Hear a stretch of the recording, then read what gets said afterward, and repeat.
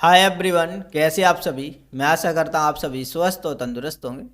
आज की वीडियो में कवर कराने वाले हैं दिल्ली पुलिस के लिए जीके और जीएस के अति संभावित 50 क्वेश्चन इस वीडियो में कवर कराने वाले हैं, जो आने वाली आपकी परीक्षा के लिए बहुत ही महत्वपूर्ण होने वाले हैं।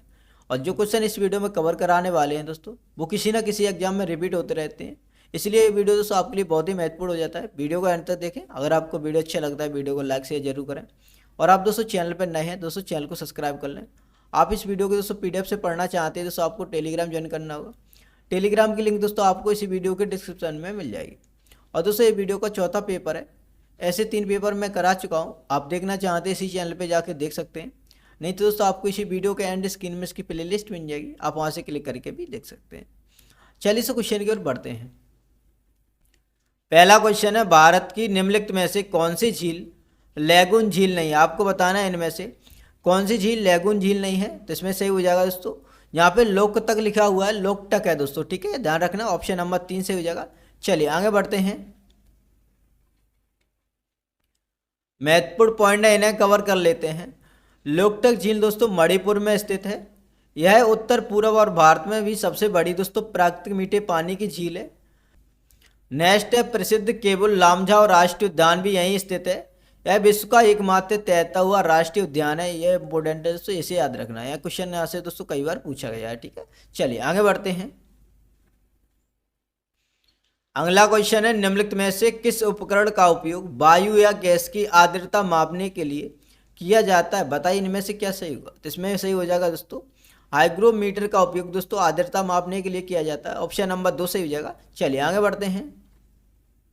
अगला क्वेश्चन है, निम्नलिखित में से कौन एक ज्वारीय बंदरगाह है। आपको बताना है इनमें से कौन सा एक ज्वारीय बंदरगाह है। तो इसमें सही हो जाएगा दोस्तों, कांडला बंदरगाह एक ज्वारीय बंदरगाह है।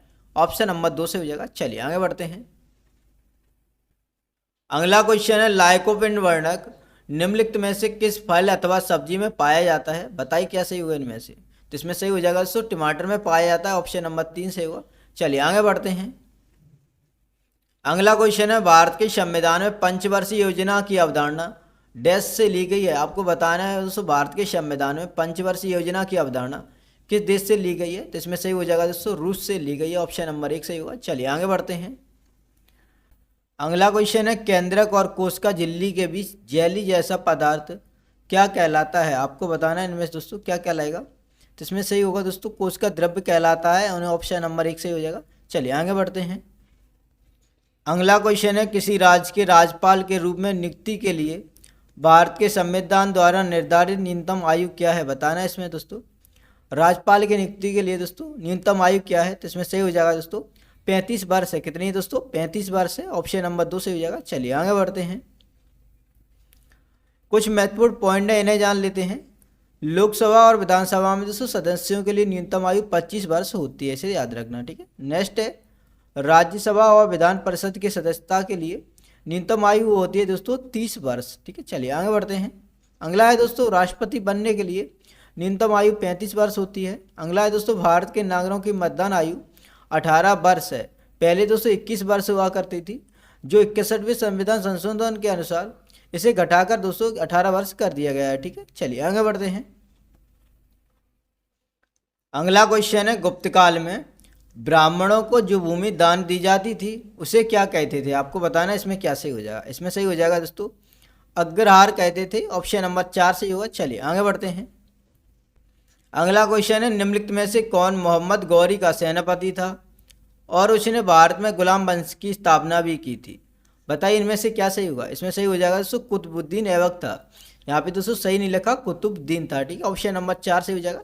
चलिए आगे बढ़ते हैं। अगला क्वेश्चन है, भारतीय परमाणु कार्यक्रम जनक के रूप में किसे जाना जाता है। बताइए इसमें दोस्तों क्या सही होगा। इसमें सही होगा दोस्तों, होमी जे बाबा को जाना जाता है। ऑप्शन नंबर 1 सही होगा। चलिए आगे बढ़ते हैं।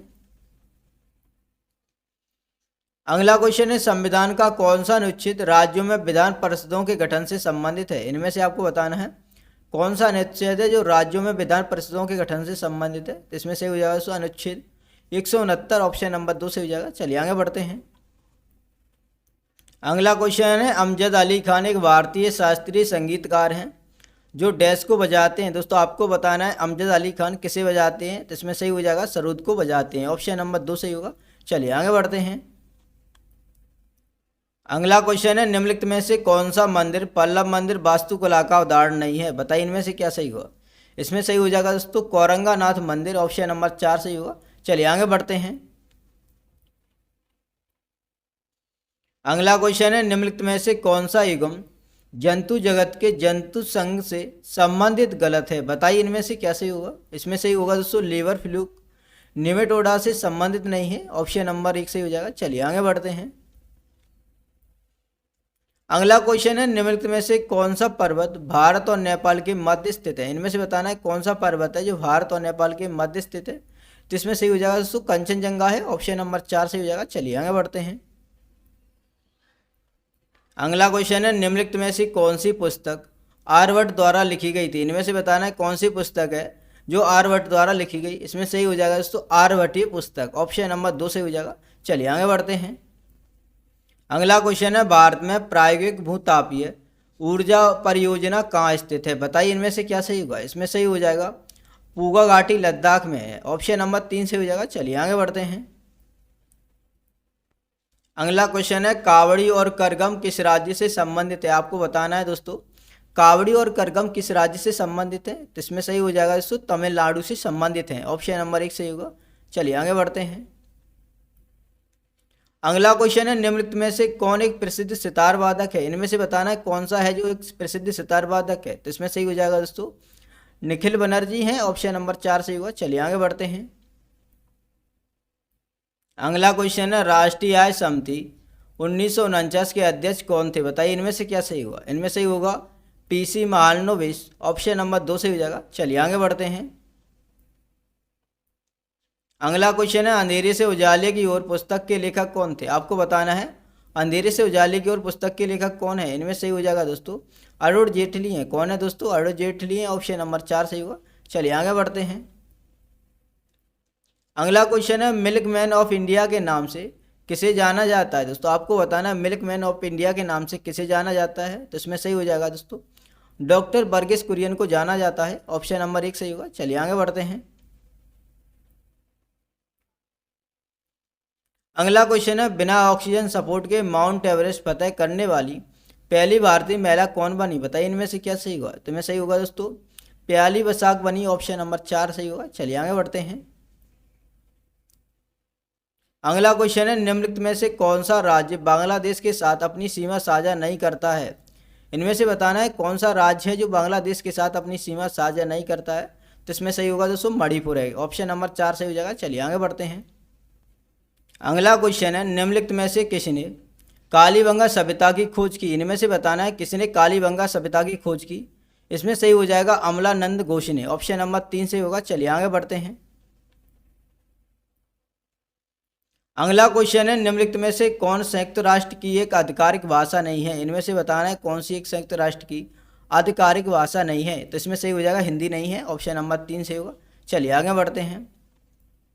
अगला क्वेश्चन है, न्यूट्रॉन डैश परमाणु को छोड़कर सभी परमाणुओं के नाभिक में मौजूद होते हैं। बताइए इनमें से क्या सही होगा। तो इसमें सही हो जाएगा दोस्तों हाइड्रोजन, ऑप्शन नंबर 1 सही होगा। चलिए आगे बढ़ते हैं। अगला क्वेश्चन है, मालधारी भारत के किस घास के मैदान में रहने वाले चारावाई समुदाय हैं? बताइए इनमें से क्या सही होगा। इसमें सही हो जाएगा दोस्तों बन्नी घास के मैदान, ऑप्शन नंबर 3 से हो जाएगा। चलिए आगे बढ़ते हैं। अगला क्वेश्चन है, हड़प्पा सभ्यता में किस फसल की कृषि नहीं की जाती है? आपको दोस्तों बताना है हड़प्पा सभ्यता में किस फसल की कृषि नहीं की जाती थी। तो इसमें सही हो जाएगा दोस्तों गन्ना की, ऑप्शन नंबर 2 सही हो जाएगा। चलिए आगे बढ़ते हैं। अगला क्वेश्चन है, जैन धर्म के प्रथम तीर्थकर कौन थे? आपको बताना है दोस्तों जैन धर्म के प्रथम तीर्थकर। तो इसमें सही हो जाएगा दोस्तों जैन धर्म के प्रथम तीर्थकर ऋषभ देव थे, ऑप्शन नंबर 3 सही होगा। चलिए आगे बढ़ते हैं। अगला क्वेश्चन है, दिल्ली को पहली मेट्रो कब मिली? बताइए इसमें से क्या सही हुआ है। तो इसमें सही हो जाएगा 2002 में दोस्तों दिल्ली में पहली बार मेट्रो चली, ऑप्शन नंबर 2 सही हो जाएगा। चलिए आगे बढ़ते हैं। अगला क्वेश्चन है, पुलिकट जहाँ डचों का मुख्य केंद्र था डैश पर स्थित है। बताइए इनमें से क्या सही होगा। इसमें सही हो जाएगा दोस्तों तमिलनाडु पर स्थित है, ऑप्शन नंबर 3 सही होगा। चलिए आगे बढ़ते हैं। अगला क्वेश्चन है, माई लाइफ माई मिशन निम्नलिखित में से किस प्रसिद्ध व्यक्ति की आत्मकथा है? इनमें से बताइए किसकी आत्मकथा है। माई लाइफ माई मिशन, तो इसमें सही होगा दोस्तों बाबा रामदेव की, ऑप्शन नंबर 4 सही हो जाएगा। चलिए आगे बढ़ते हैं। अगला क्वेश्चन है, गंगा नदी निम्नलिखित में से किस राज्य से नहीं गुजरती है? इनमें से बताना है कौन सा राज्य है जिससे गंगा नदी नहीं गुजरती है। तो इसमें सही हो जाएगा दोस्तों मध्य प्रदेश से गंगा नदी नहीं गुजरती है, ऑप्शन नंबर 3 सही होगा। चलिए आगे बढ़ते हैं। अगला क्वेश्चन है, भारतीय संविधान का कौन सा अनुच्छेद मंत्रिपरिषद की नियुक्ति और अयोग्यता का वर्णन करता है? बताइए इनमें से कौन सा सही होगा। तो इसमें सही होगा अनुच्छेद 75 है, ऑप्शन नंबर 4 सही होगा। चलिए आगे बढ़ते हैं। अगला क्वेश्चन है, निम्नलिखित में से कौन सा प्रकाश के प्रकीर्णन का परिणाम नहीं है? बताइए इनमें से क्या सही होगा। तो इसमें सही हो जाएगा दोस्तों तारों का टिमटिमाना, ऑप्शन नंबर 1 सही होगा। चलिए आगे बढ़ते हैं। अगला क्वेश्चन है, ऐसा कर जो आय बढ़ने के साथ आय का एक बहुत बड़ा हिस्सा ले जाता है डैश कहलाता है? दोस्तों बताइए क्या कहलाता है। तो इसमें सही होगा प्रगतिशील कर कहलाता है, ऑप्शन नंबर 1 सही होगा। चलिए आगे बढ़ते हैं। अगला क्वेश्चन है, किस खनिज की कमी से अस्थि सुस्थिरता हो सकती है? बताइए इनमें से क्या सही होगा। तो इसमें सही हो जाएगा दोस्तों कैल्शियम की कमी से, ऑप्शन नंबर 2 सही हो जाएगा। चलिए आगे बढ़ते हैं।